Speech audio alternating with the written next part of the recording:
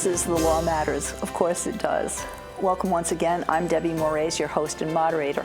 As we tell you, this long-running program continues to provide legal information, relevant examples, and practical assistance to help you with the law matters because the law matters.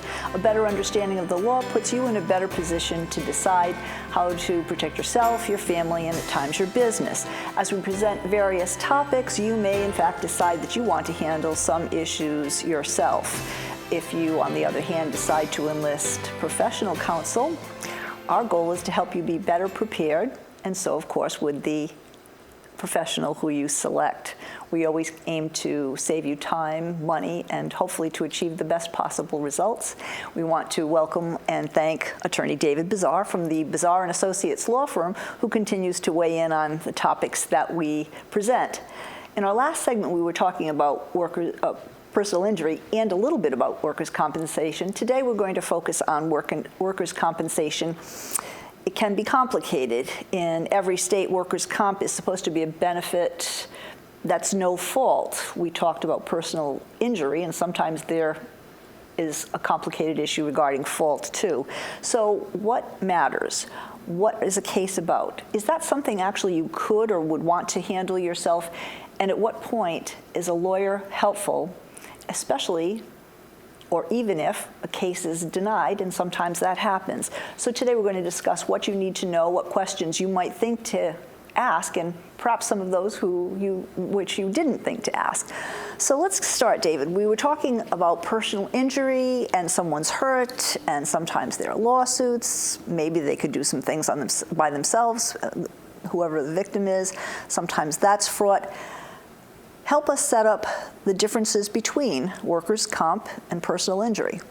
So let's talk about the history of workers' compensation. Good place to start. So at the end of the 1800s, beginning of the 1900s, when we started moving into the Industrial Revolution, and people were moving from being really more of an agriculture-based economy to an industrial-based economy, there were no laws protecting people who got hurt at work. So if you got hurt at work, you would have to bring what was then a common law personal injury case. And as you know, personal injury cases require you to prove negligence. So you'd have to prove that your employer was negligent and that's the reason you were injured. And they take a lot of time. So if you were hurt at work, you could be without any income or pay for a significant period of time while you were trying to prove that either your employer or co-employee was negligent and injured you, and as a result you couldn't do your job and you were entitled to the damages that we talked about last time, pain and suffering and wages and medical bills and that type of thing. So what happened was the law was passed to create workers' compensation, and there was a trade-off. Workers' compensation was designed to compensate someone who was hurt in the course of their employment more quickly and without having to prove negligence. However, the trade-off was you weren't able to recover pain and suffering and that type of damages, just your wages, your medical bills, and if there was any scarring or loss of use. So when that was happening and that workers' comp evolved, was that also something that either unions or a union lawyer or a person had to secure their own lawyer to take care of that case? If it was going to be no fault, they were going to have immediate coverage. How did that play out? How did that process work early on?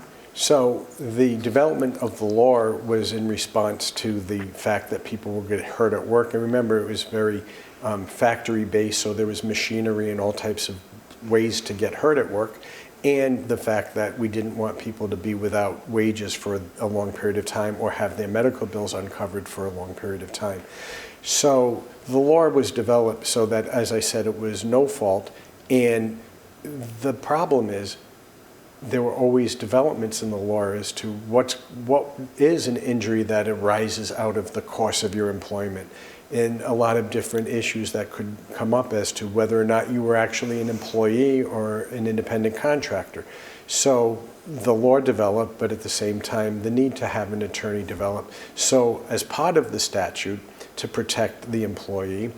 The statute was written so that the employee didn't have to pay for his lawyer, but that the insurance company or the employer would pay for the lawyer.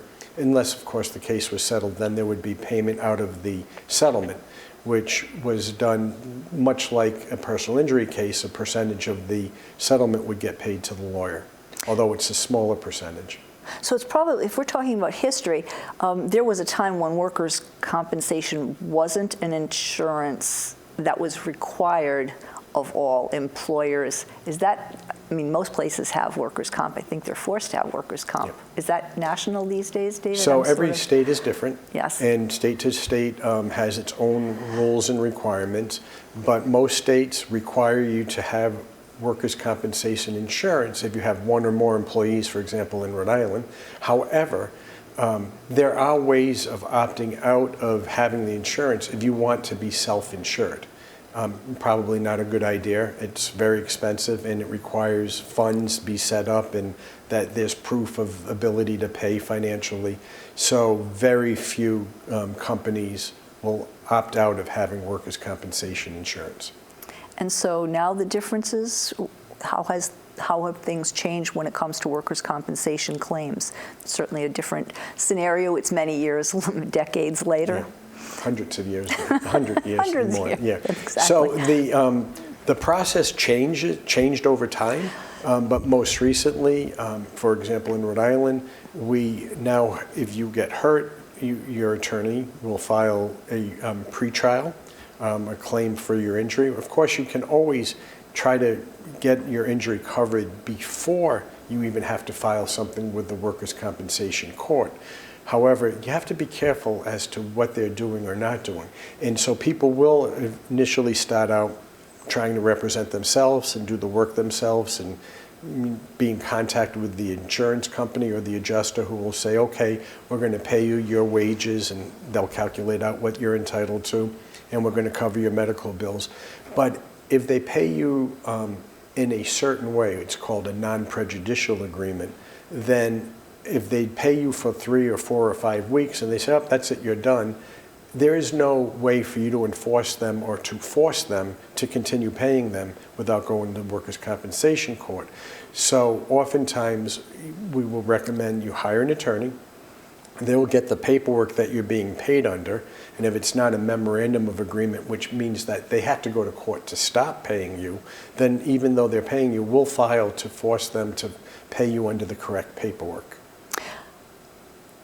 At times, if someone knows that workers' compensation insurance exists, their injury is covered, I could see them very easily saying, well, it's covered, that's it. There's nothing else to worry about. Why should I look to retain a lawyer? It's going to be covered, period.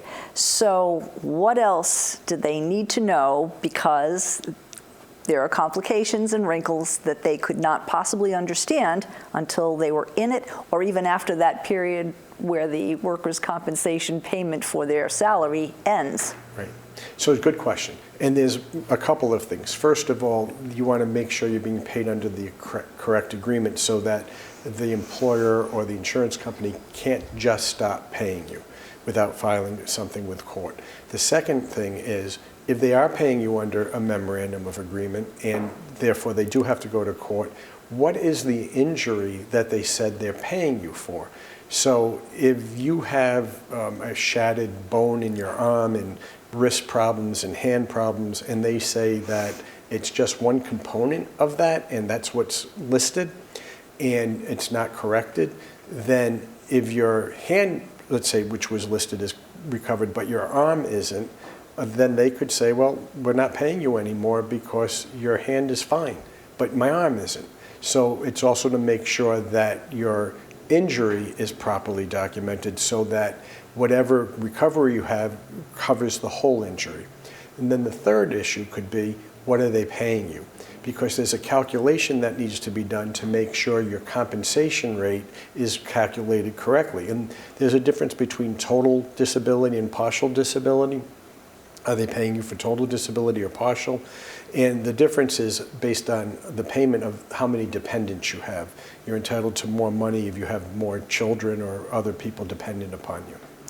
And if you break your wrist, I suppose there's some actuarial studies that say that equals X number of weeks, months, and at that person's salary, it should yield thus and such, and make it very, I don't know, cut and dried, when in fact, maybe it doesn't play out that way. Maybe there are other things that play out associated with that injury that you couldn't possibly know until you were underway or under treatment, or how does that play out, David? So let's take the injury that you initially had, and it was, as you said, let's say a badly broken wrist that needed surgery.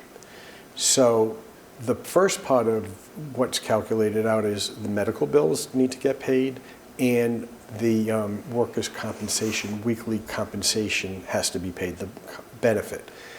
What is also going to be able to be covered, and one of the things is if it's a surgery that leaves a scar, you're entitled to money for the scarring in Rhode Island.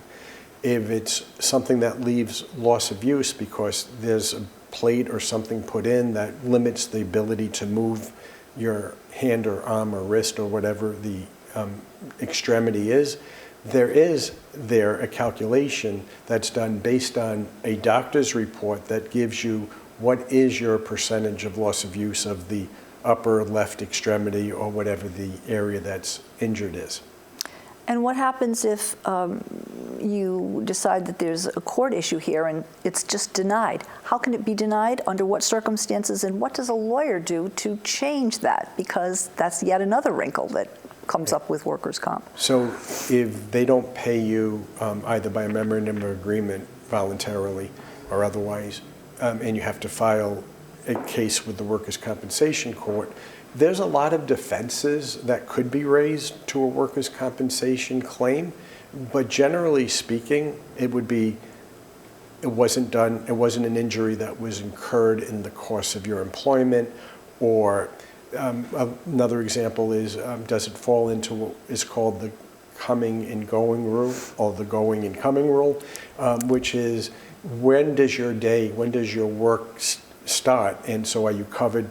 And there's a lot of interesting cases. For example, there was a case where the employer had a parking lot across the street from the plant where the people worked. And the employee parked in the parking lot, was crossing the street to get into the building. Typically, they'll say, well, your day doesn't start till you check your clock in or whatever the time clock is punched. However, if you parked where your employer, in that case, told you to park, and you're walking across the street as you're supposed to do, that case said you've already completed enough of what you needed to do for the work to be in your employer's interest, so that could be covered.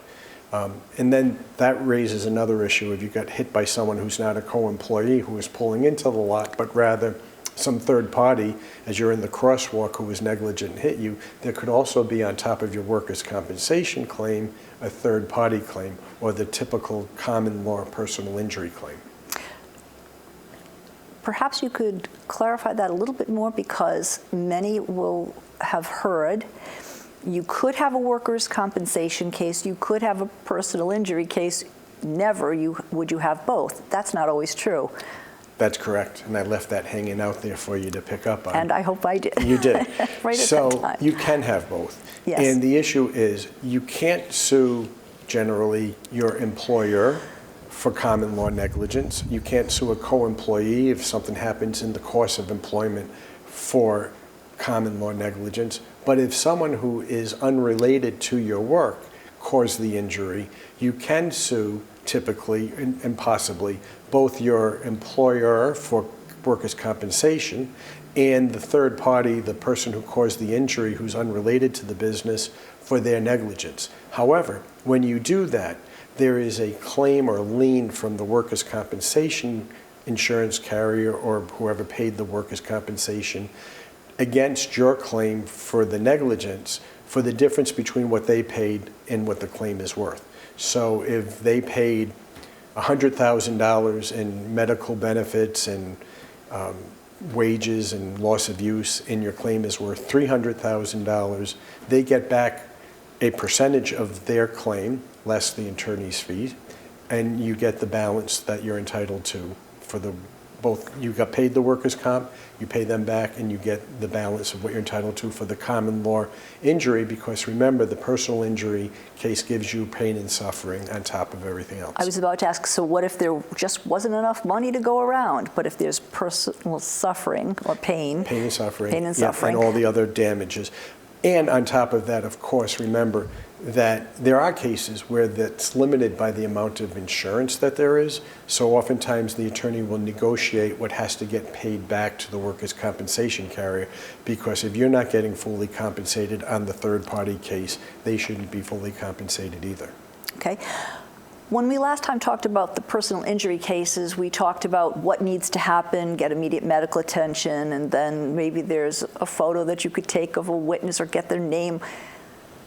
Go through the anatomy of a workers' compensation case. I understand that there are rules and regs that each company has about who you need to report to, when you have to report, what the time frame is. And those things can become complicated. I imagine if a workers' compensation representative calls you just after you've had some injury, ready to wrap that up in, as they say, 3 hot seconds, and maybe that's not what's supposed to happen. So what is supposed to happen, David? So typically what happens when someone gets hurt at work is they get hurt at work. That's not always the case, because not everybody works in the same building. You could be a visiting nurse, you could be traveling from client to client, and all of those different types of things. But typically if it happened at the job, the employer knows about it.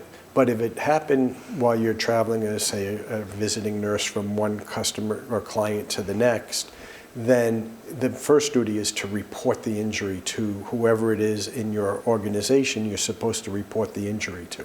Very important that the injury is documented and reported.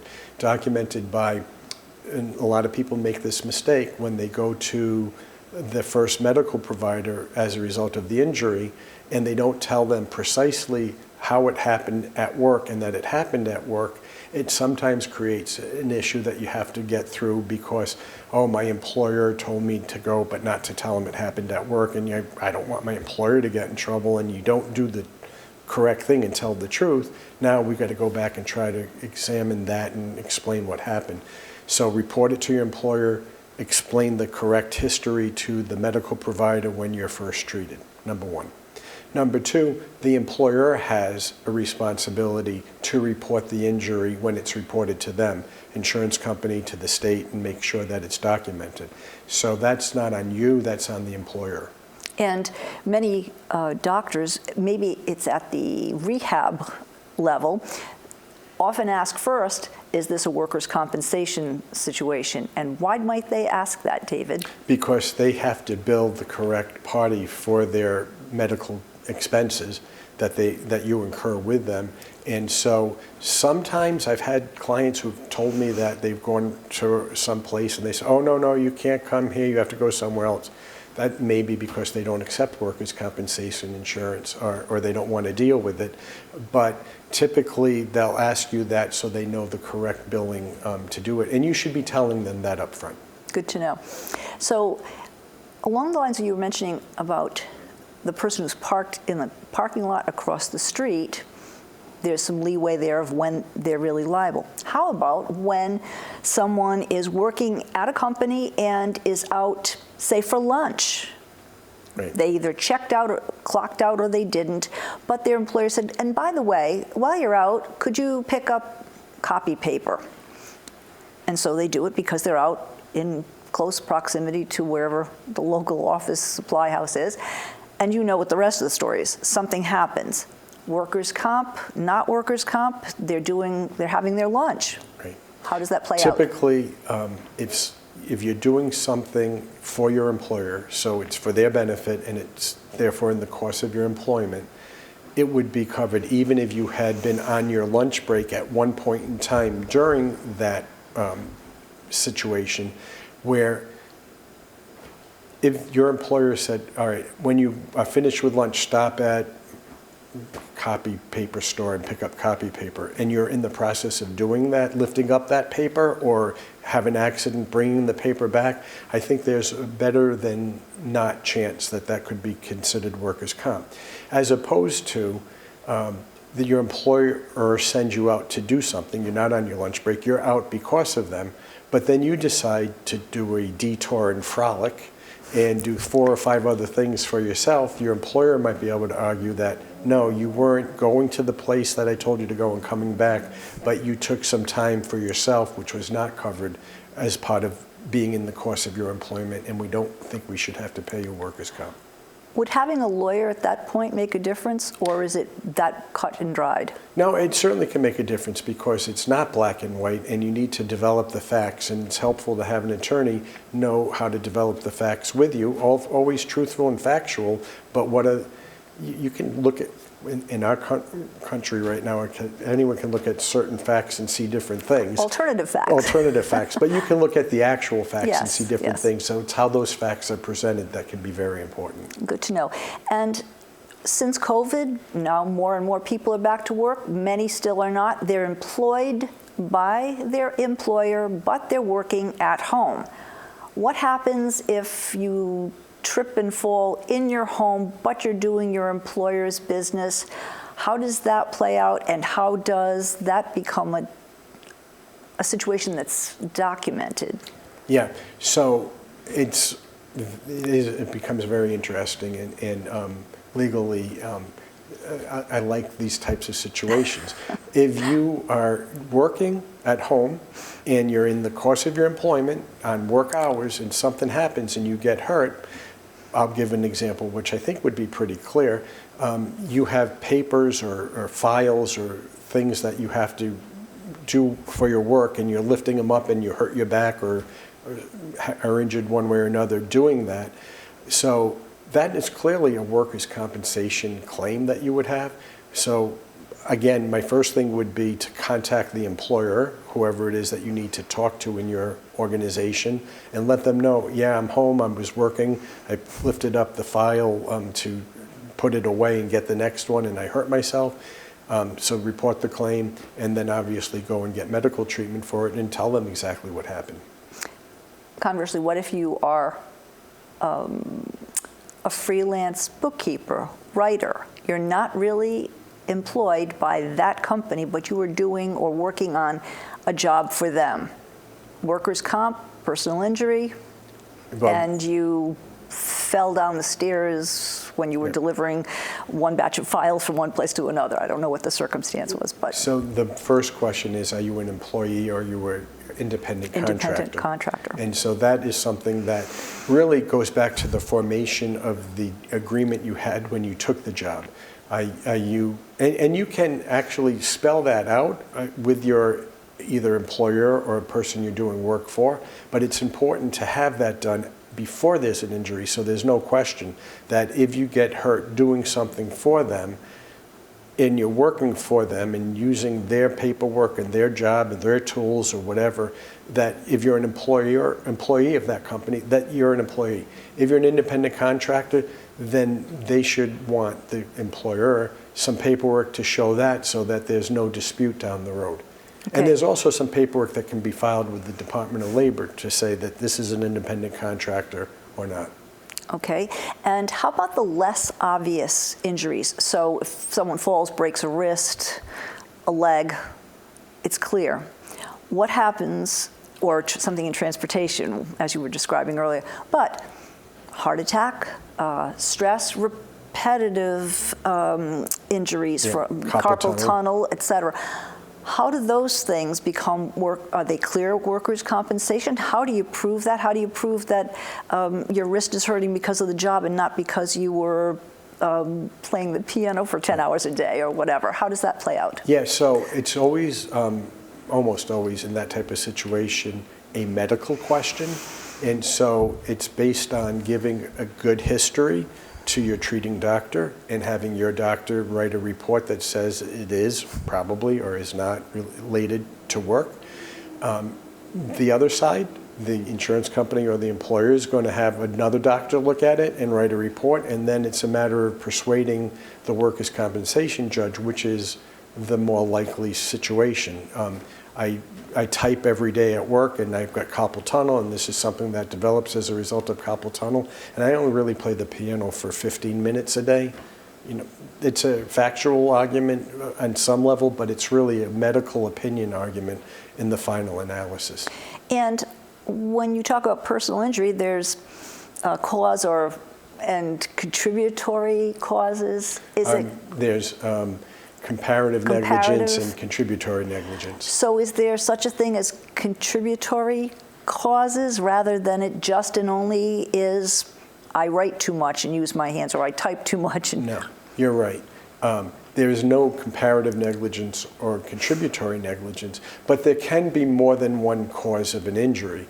And there's a lot of different issues that you can use for examples, but it could be toxic injuries from different types of things, and you worked for several different companies along the way. There could be some prorating as to who's responsible for the injury. It might not be 100% this employer. Usually it's the last employer, but it really depends on the situation. So there can be some comparative or contributory issues. So speaking along the medical lines then, someone works in manufacturing all his or her life and had 4 different manufacturing jobs and came down with something that was respiratory related. They had Legionnaire's disease because the air conditioners here weren't serviced well, but they could have been not serviced well in company 1 or 2. Is this also something that becomes a long, protracted, litigated case? And is this how does this work with industrial disease type of situations? Yeah, they can be protracted. You definitely need an attorney in those situations. And what's going to happen is you'll probably sue your last employer, and they probably will bring in all of your previous ones and all duke it out in the same case. And with very little time left, one other question.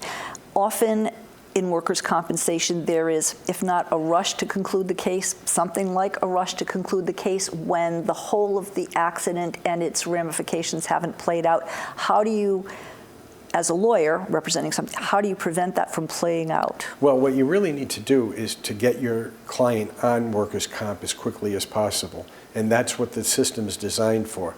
Then you can worry about working other things out as it goes along. And this too could take weeks, months, years, yes? It could, but you really have a system designed to get your client on workers' comp as quickly as possible. And then still that case could last? It might be issues after, once they're getting paid, then you can litigate who's responsible, if there are other people who might be responsible. Good to know. We hope that these details and this bit of information has been helpful to you. We hope that you stay safe in the workplace. We hope that you continue to stay tuned to The Law Matters. As we say, the law matters to you. Thank you for tuning in.